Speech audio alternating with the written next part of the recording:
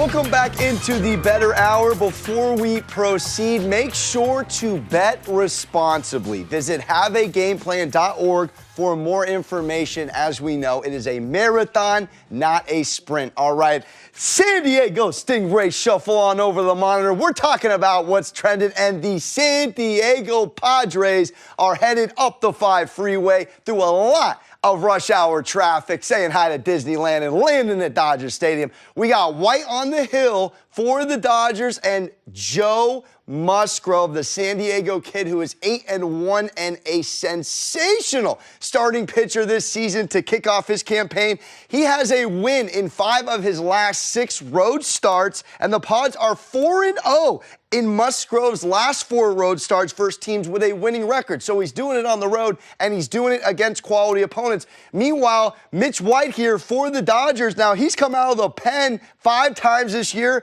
as well as his 6th start of the season. 0 quality starts, according to analytics. He's given up 3 runs and 1 home run in 3 of his last 5 starting outings, which you have to love. But we do know that the Dodgers play the Padres very well in LA in particular, and they're also 20-12 this season at home. The Pods is 14-37 in their last 51 meetings in LA, but guess what? They're the 2nd best road record in the MLB, only behind the New York Yankees. So it could be a Padres W incoming, especially with Musgrove on the hill, and an advantage for the Friars. Coming on over here, we got the Tampa Bay Rays against the Toronto Blue Jays, little AL East matchup. It is Whistler versus Kikuchi, who has been shelled as of late. 1.315 opponent OPS in the last 5 starts for Kikuchi on the hill. You hate to see it. Both teams coming in very pedestrian, 5-5 in their last 10 starts. Blue Jays 1-2 against the Rays in their first series.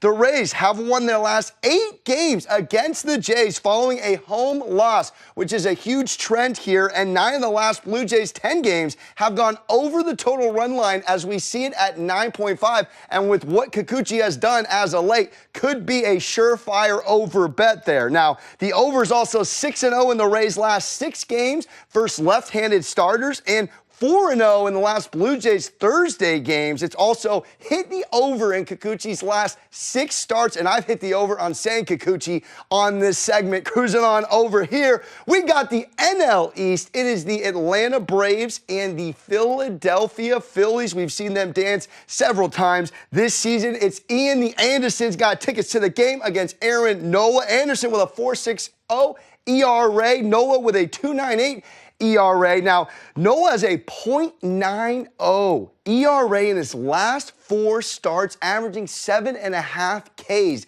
in that span. Absolutely remarkable.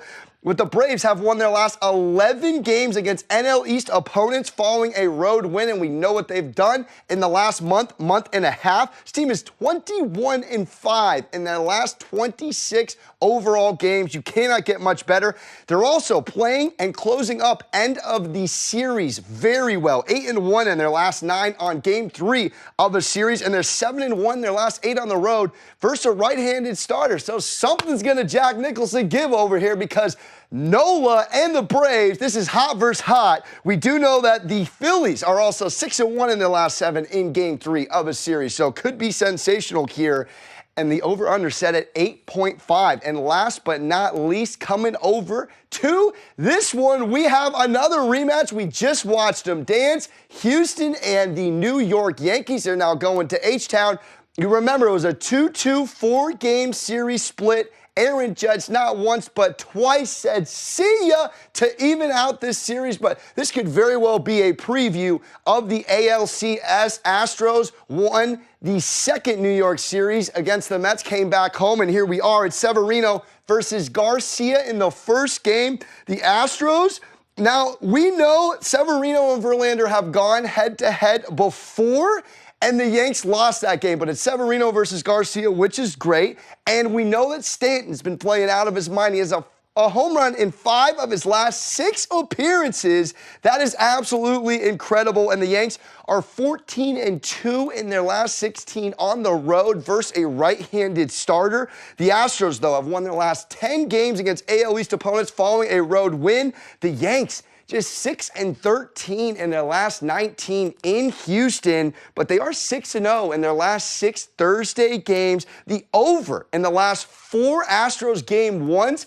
has hit. So 7.5, it is a low number. We saw a little bit of a pitcher's duel a couple of times in that game. They're also 5-0, the Astros, in their last 5 after scoring 2 runs or less in their previous game, coming off that 2-0 W against the Mets. And that is how we dance on what's trending. Coming up next, you do not want to miss it. It is the Wager Wheel of Champions, spinning the wheel, telling you who we like for next year across all sports. Don't go anywhere here on the Bettor Hour.